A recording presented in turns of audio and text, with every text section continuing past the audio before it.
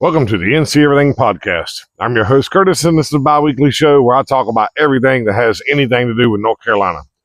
Now, I've been accused of talking too much, and based on that and the fact that I have a really long episode here for you, I really want to get right into it. I bet most of you didn't know that at one time in our history, the U.S. military was dispatched to North Carolina to hunt down and arrest the Ku Klux Klan. I actually didn't know about this until a couple of years ago when I had come across it. Actually, I don't remember if I come across it or my wife had mentioned it, but she mentioned the Kirk Holden War, and I'd never heard of it. And so I looked it up, and this all happened about 15 miles that way. I've been here for 41 years, and I only learned about it a couple of years ago. And I think it's a really important part of our state's history, even though it's a horrible story, and so I'm going to tell you about it today. Now, I do want to warn you, this story has descriptions of violence and murder, so listener discretion is advised.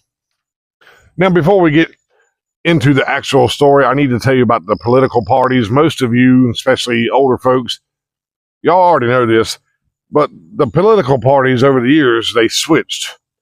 It's kind of complicated why, but to sum it up, during the 20th century, Democrats began leaving the Democratic Party and joining the Republicans. And eventually, Republicans began leaving the Republican Party and joining the Democrats, mainly because they didn't agree with their party anymore. And so many people migrated to the other side that the parties literally just switched. And the reason I'm telling you this is because during the time of this story, the parties hadn't yet switched. So the Democrats are quite conservative, and the Republicans are very, very liberal. And now, since the Ku Klux Klan plays such a big part in it, I'll give you a little bit of background on them. If you hadn't figured it out by listening to my podcast, I don't give a shit about the KKK, so I'm not going to spend a whole lot of time on them. But the KKK, they were organized right after a lot of you probably already know this, but they were organized right after the Civil War in 1866 in Pulaski, Tennessee. And a lot of people think Nathan Bedford Forrest founded the KKK. I even thought that for a long time. Based on my research, it doesn't seem to be the case. He does come up in a minute. But it was founded by Confederate veterans, and it was started as a social club. The name came from Kyklos, which I guess Kyklos turned into Ku Klux. And Kyklos means circle, and the Klan was added just because they thought it sounded cool when you mix it with Ku and Klux. And they made the Klan start with a K, probably for the same reason, I guess. It's stupid. Anyway, the KKK was a resistance movement to Reconstruction. Reconstruction, we're gonna make this world fit so black people can fit in here too. And the KKK said, not on my watch. And so their plan was to scare, intimidate, and assault black Americans until, I don't know if the plan was for them to get out or exterminate them like we tried to do with the Native Americans. I really don't know what their ultimate plan was, but they wanted to restore white supremacy in America. So then in the summer of 1867, the KKK, they were structured into what it says the Invisible Empire of the South, and this was at Nashville, Tennessee. And they had this big convention with a bunch of former Confederates and current KKK members, and Nathan Bedford Forrest presided over this convention. And they do believe he was the first Grand Wizard of the KKK, and if you don't know anything about the KKK, the Grand Wizard is what they call the leader. And again, it sounds stupid, but that's what they call their master. I don't know. Master. Yeah, I thought it was called Grand Master, but yeah, as Grand Wizard, he's the ruler of the KKK. And they think Forrest was the first Grand Wizard. And unfortunately, the KKK was functional. It worked. They say it restored white power in North Carolina, Tennessee, and Georgia, at least for a time. But then, ironically, I know Nathan Bedford Forrest has a reputation of being a hard ass, but ironically, the original KKK was disbanded in 1869 by Nathan Bedford Forrest, mainly because of the excessive violence that the KKK was performing. Now, even though he disbanded it, a bunch of local branches, they stayed active. And this is why I'm giving you a history of the KKK. They stayed active, so it ended up making Congress, they forced Congress to make some changes. One was the main one was the Enforcement Act of 1870, also known as the Force Act. And this comes into a big part of the story. That's why I'm telling you all this. The Enforcement Act, it forbid people from organizing into groups while wearing disguises to violate people's constitutional rights. It prohibited state officials from discriminating against voters based on race, color, or previous conditions of slavery, or of servitude is what it says here. They set up penalties for people who did interfere with voting, and they required all police officers to give everybody an equal right to vote. And here's a big part of the story. This act authorized the president to use military force to protect African Americans. And it authorized federal marshals to charge offenders with election fraud, voter intimidation, and conspiracies to prevent citizens from exercising their rights. And lastly, it authorized the president to suspend the writ of habeas corpus, suppress disturbances by force, and impose heavy penalties upon terrorist organizations. And let's be honest, the KKK is a terrorist organization. It's not a very good one, but especially now, but at that time it was a terrorist organization. The writ of habeas corpus is pretty much the right to a speedy trial. You get arrested, you get charged, you go to trial pretty quick. They suspended that, so in theory they could hold you for a very, very, very long time, and your court date may be 20 years down the road. And to be honest, that's kind of the way it seems now, but the president could choose to hold you forever and ever, and you just have to sit in jail and wait for your day in court. So now let's get into the preheat of the Kirk Holden War. One of the main triggers, there's two main triggers, but the first one is a guy named Wyatt Outlaw. He was born a slave in Alamance County in 1820.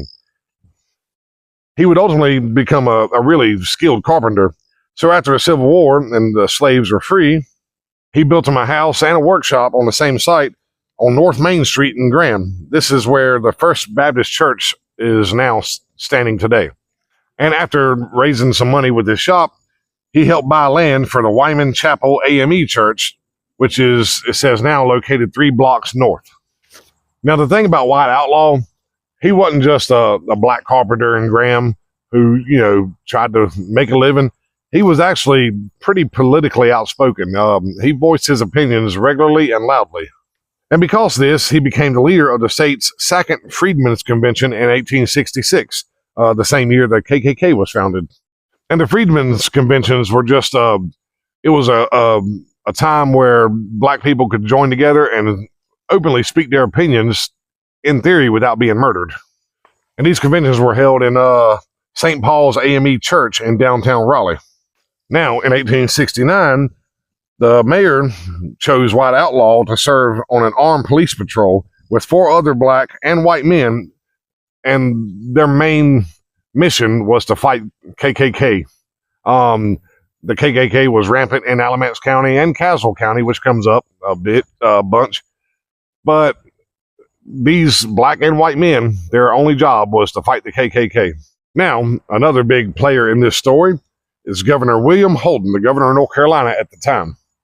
He was elected in 1868, and his main platform was to implement Reconstruction, which, again, with the Klan, he had a lot of trouble making that happen.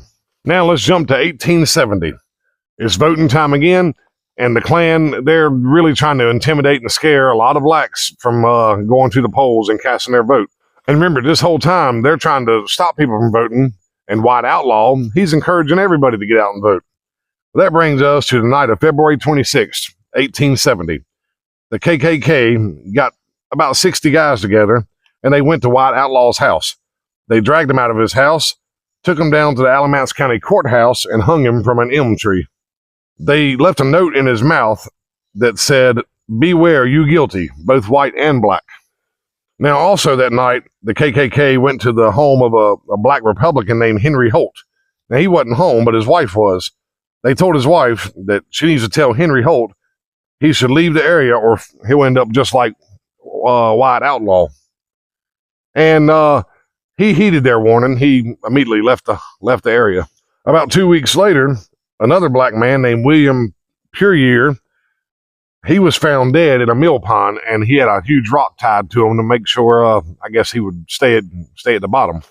So now you can see the KKK, they really escalated. That's 3 murders that I know about. There may actually be more.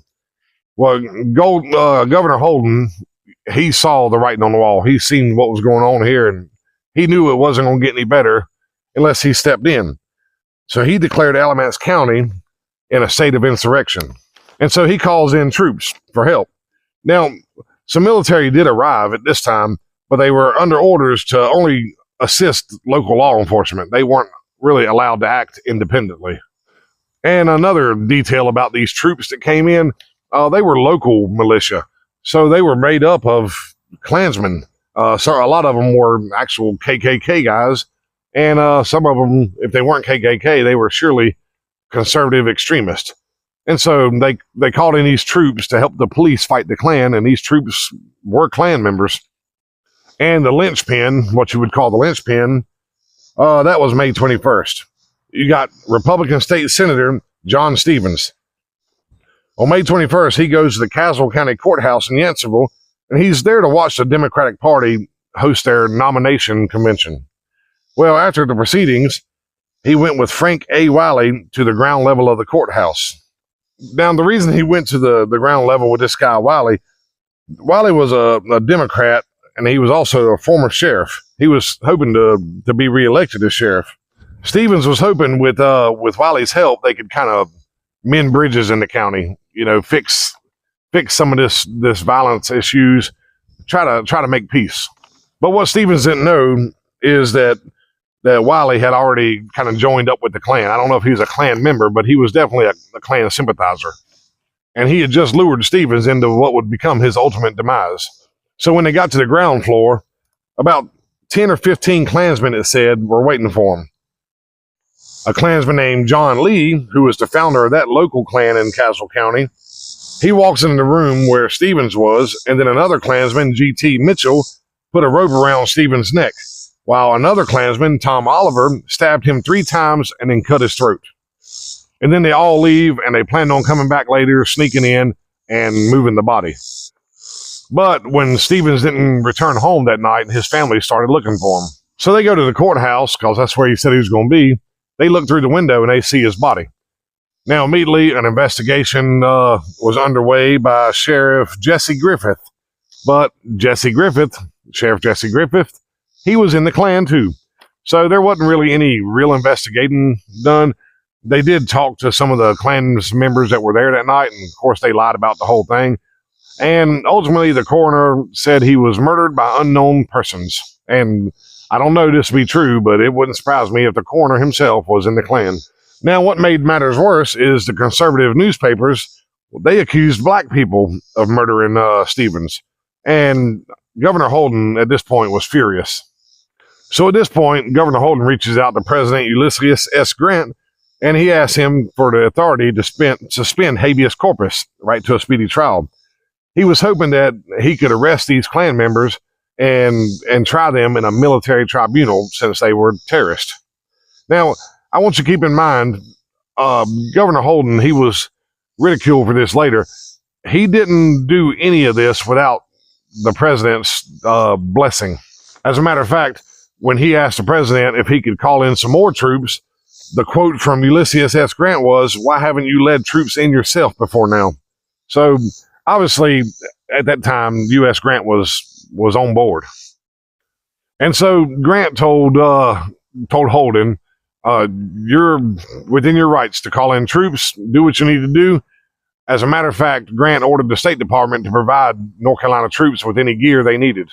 So on May 25th, the governor of North Carolina, Governor Holden, publicly condemned the KKK for what they've been doing, and he offered a $500 reward for anybody who could provide information leading to the arrest for these crimes.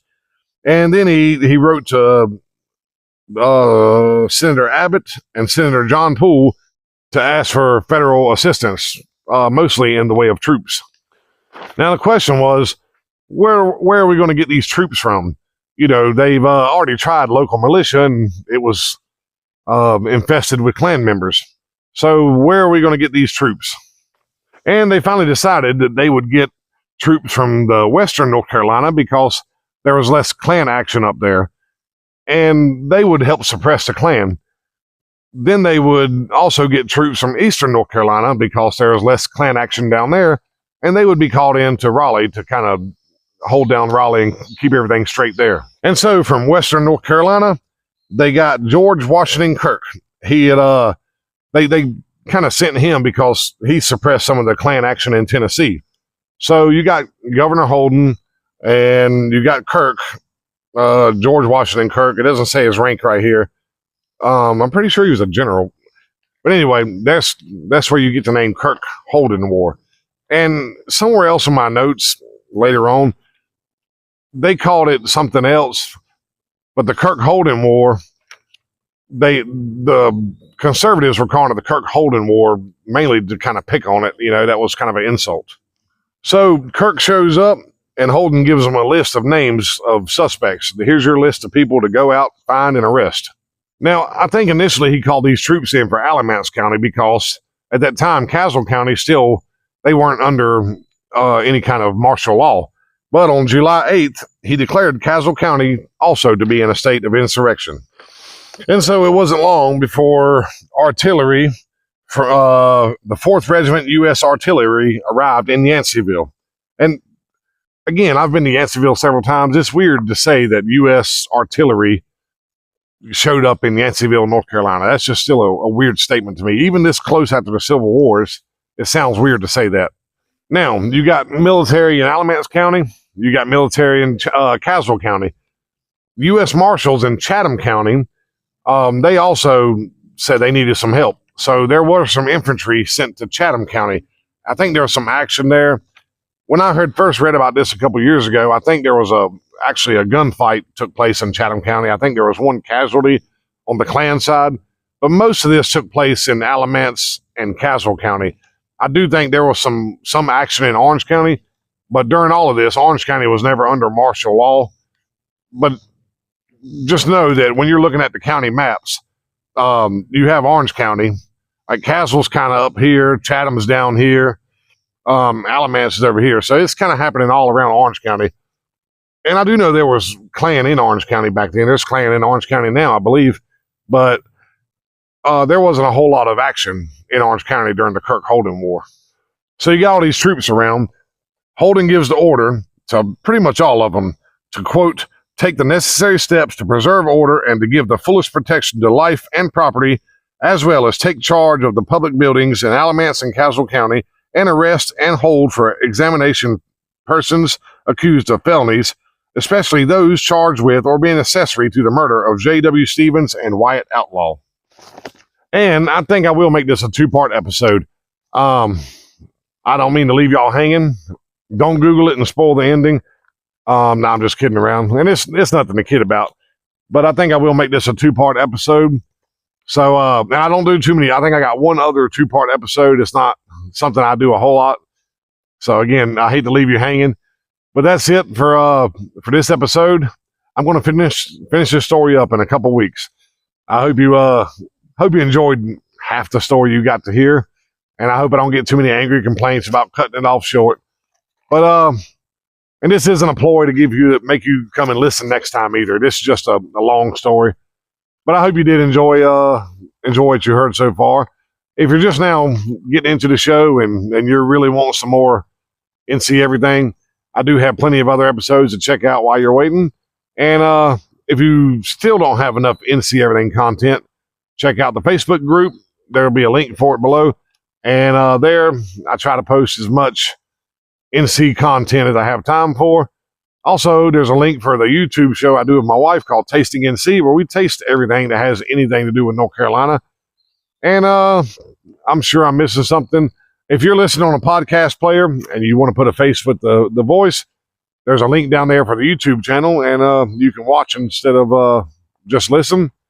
And if you want to reach out and give me angry comments for only giving you half the story, you can do that at thenceverythingpodcast@gmail.com. And I think that's all I got. I can't wait to finish this story. I'll talk to you in a couple weeks.